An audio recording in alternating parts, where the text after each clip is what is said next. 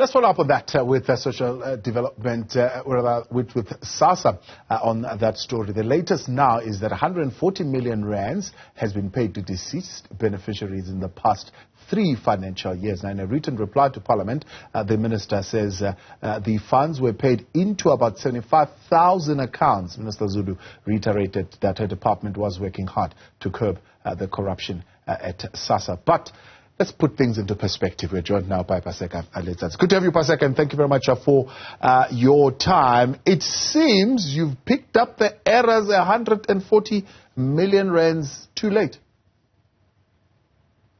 Thanks for having me, T-Man, and a compliment of the new season. Same to you.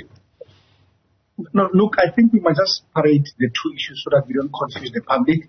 One, there's an issue of beneficiaries who have not been paid because there was a suspicion of fraudulent activities which was taking place in the account. On the other hand, there's an issue of the alleged beneficiaries who are deceased, who are paid. So let me just address the issue of people who are alleged to be deceased and they were paid in the accounts.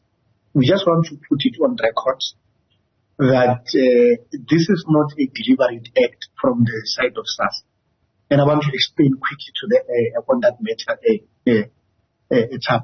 One, you'd find that we submit the payment file on the 22nd. The cut-off date is the 22nd and the 23rd of each and every month. And once we have submitted that, it means the money has been transferred to the account of individuals. And if a person dies, for an example, on the 30th, the money is already in the account of the beneficiary. And the family will withdraw the money. In some instances, they will use the money to bury their loved ones. So it will be very difficult for Sassa to go and knock at the door of a person who's deceased and say, we know that this person is deceased, please give us the money back. Yeah. It is a very difficult and complicated matter. Yeah. So we just want to explain it. But immediately after that, do you then stop the payment? Immediately after that, I was coming there. Secondly, Sassa depends on Home Affairs for us to verify if a person is still alive or not. And in some instances, genuinely so, the family will report the death a day or the second day or the third day after the person is deceased. And we would not pick it up. We will only pick it up when the family reports the matter. And at that point, the money has already been deposited. And I'm sure the money is deposited in your account, it's your money. But I want to assure you, once we communicate with the database of Home Affairs and we find out that the person is deceased, the money is stopped immediately. So you are saying in the financial year 2021-2022, the 32,920 deceased beneficiaries were not paid throughout that whole year? They were not paid, but you will pick up some anomalies. And I think, let me just quickly explain them. One, I can tell you now, as a matter of fact, that here in Gauteng, in the urban areas, it's not happening.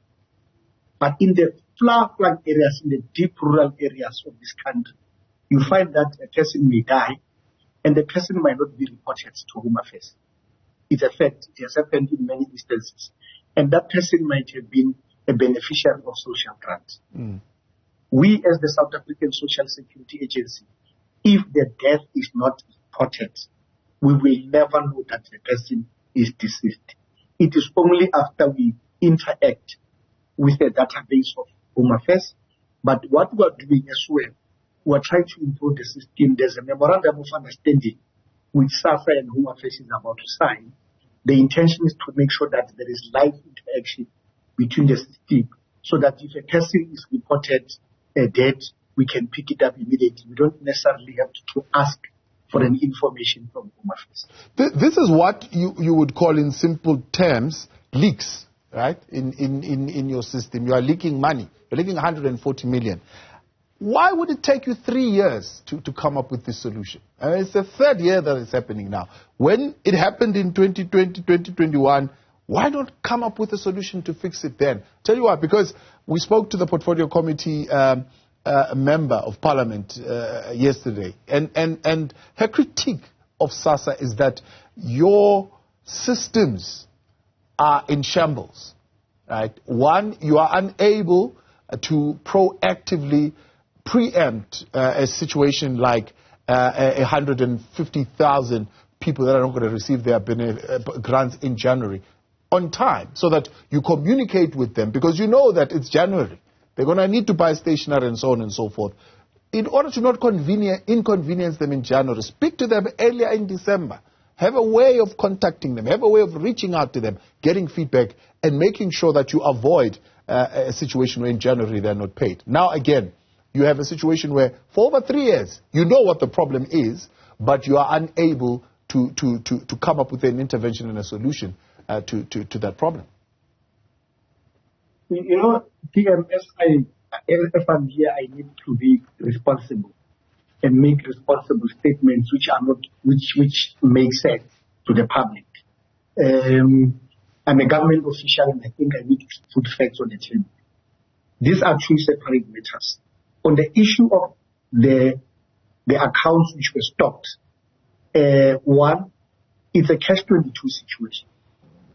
It was picked up by the AG that the money was deposited in accounts which are supposedly wrong.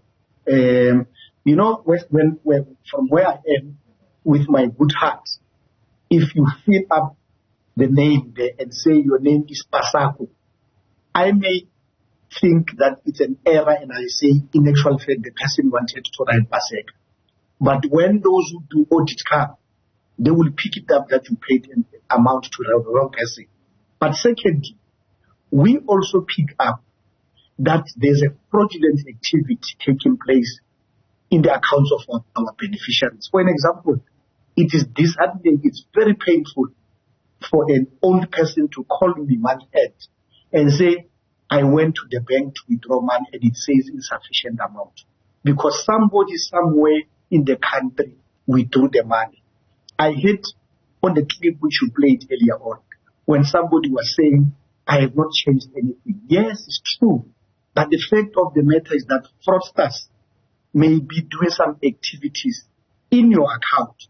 And once we pick that up, we have to be proactive. I agree with people who say we must improve on our communication, that we need to make sure that we are proactive and people are aware that they must come to a Sassa office and make sure that they give us what we call proof of life. I fully agree, and we have taken a decision as management that we need to improve at that particular level. However, TM, I think I need to make mention of the fact that if we don't do that as Sassa, if we don't do that, it's going to be an audit query. And the CEO of Sassa must go and explain in Parliament why we continue to pay people when we realize that there's an anomaly. If your system is able to pick up that somebody has had activity in their bank account and therefore the social relief of distress grant is not going to be paid that month, surely you have advanced enough systems that should be able to integrate with Home Affairs automatically. What's the difficulty? It's not difficult, Sam. I think with what is happening in terms of people trying to defraud Home Affairs to get an ID or put their hands on an ID. And we understand why Home Affairs is vigilant to give Sassa access to their system, because you know what is happening. I mean, we find IDs lying all over, we find passports and so on. So we are in the process of finalizing the memorandum of understanding, so that if a person is deceased, real time Sassa can get hold of the information. But we also appeal. We are appealing to the families that we can only appeal and can only end there. That when a person is deceased, can the matter be reported to Home Affairs immediately? Because if it happens after the cut-off date, there's no magic. There's no magic. We can't perform a magic to make sure that we preempt that the person is going to die on the 30th, whilst we have already deposited the money in the account, unfortunately. And secondly, Thabo, you tell me which caring government will go and knock at the door of a dead person and tell the family of that the family of a dead person that we paid you 510 or we pay you 2,010 rand. This person is deceased. Pay back the money immediately. I think that would be uncalled for and uncaring from the South African government. Paseka Letsatsi, appreciate your time as always. Thank you very much for coming on. The spokesperson for Sassa there, Paseka Letsatsi.